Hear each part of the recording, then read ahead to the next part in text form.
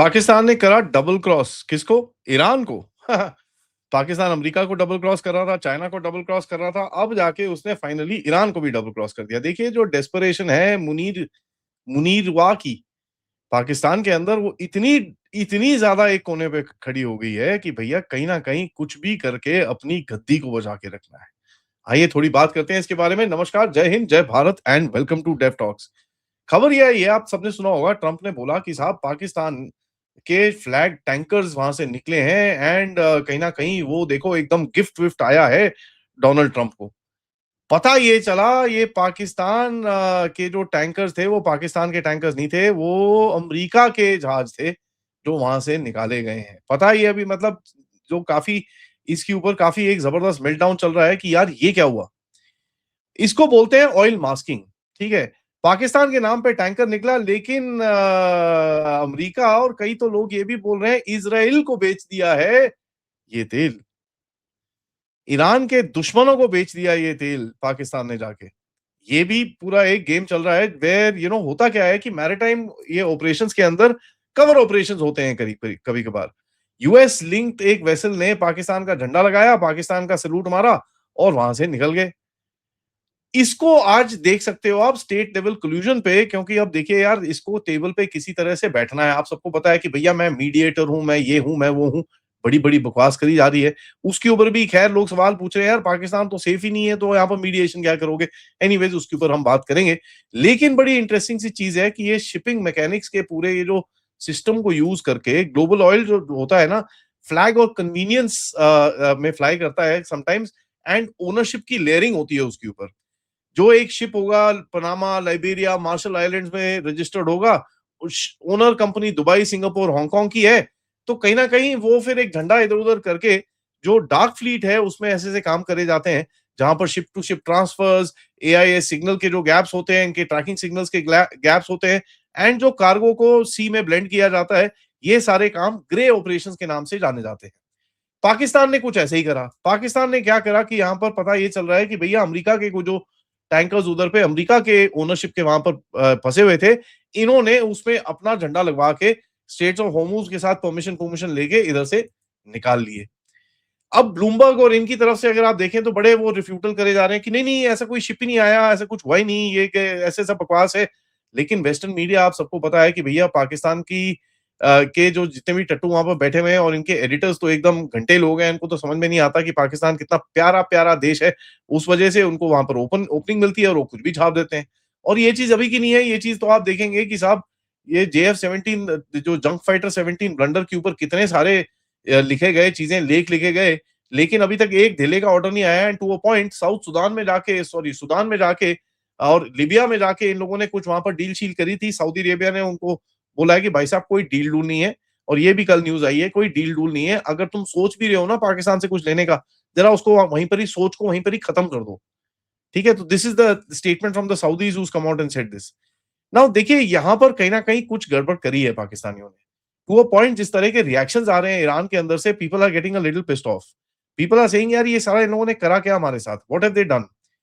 To a point एक इनका कई इनके जो अकाउंट्स हैं, प्रोपेगेंडा अकाउंट्स हैं, जो ऑब्वियसली मेन स्टेट की तरफ से तो कुछ बोला नहीं गया, बट इनके काफी प्रोपेगेंडा अकाउंट्स हैं, बोलते हैं कि साहब ये तुमने जो ये करा है ना, वी कैन अंडरस्टैंड तुमने क्या करा है, और तुमने जाके and they are blaming Pakistan for selling the oil to Israel itself.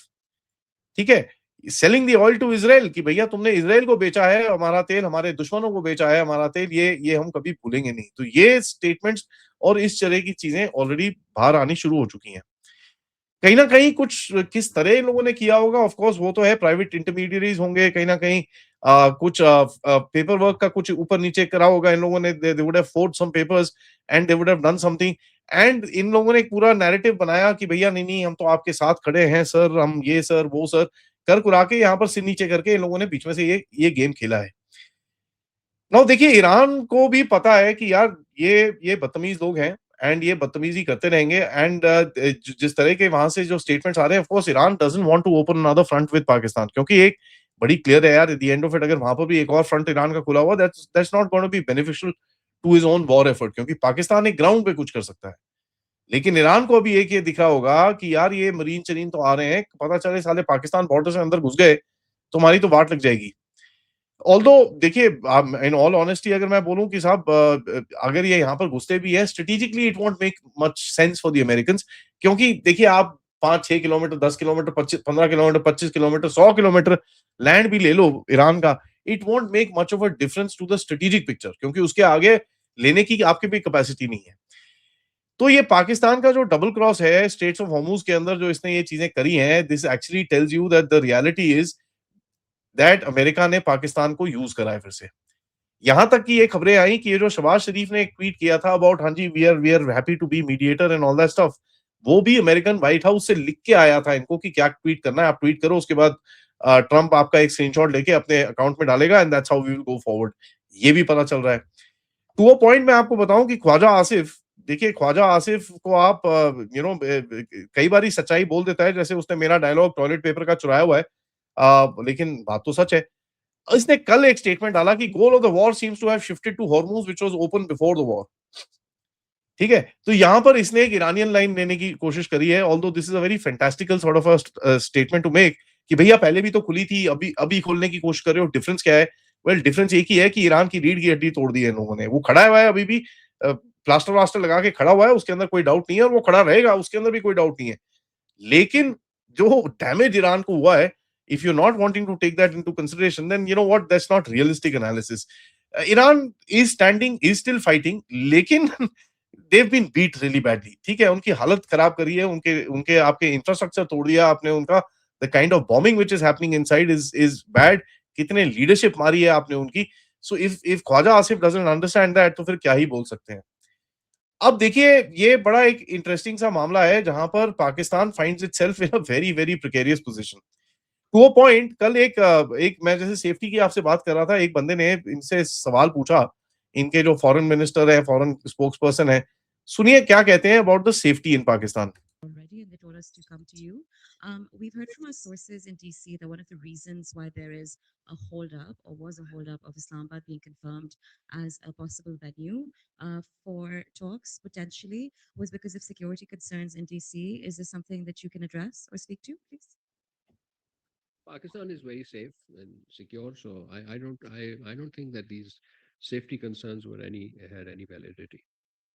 Already, and they told तो आप ये देख सकते हैं कि इनका एरोगेंस यहाँ पर इतना है कि साहब, Pakistan is very safe and secure. अगर आप याद करें, Pakistan is number 1 on the global terrorism index. ये तो हालत है। अब वो मैं आपको और भी चीज बताता हूँ, ठीक है, पाकिस्तान को किस तरह लाइन पे रखा जाता है। ये देखिए, ये एक ट्वीट आया है अनास मलिक की तरफ से, जो इनके एकदम इस्टेब्लिशमेंट का एकदम स्पोक्स पर्सन है। There has been aerial bombing near the embassy of Pakistan and the residents of the Pakistani ambassador in Tehran a very short while ago. All Pakistani diplomats are safe but shook up. This while Pakistan alongside Turkey and Egypt is doing shuttle diplomacy for de-escalation. ओ भाई लोगों, कोई shuttle शुटल diplomacy नहीं है ये। तुमको toilet paper हो, toilet paper की औकात में थे, है और रहोगे।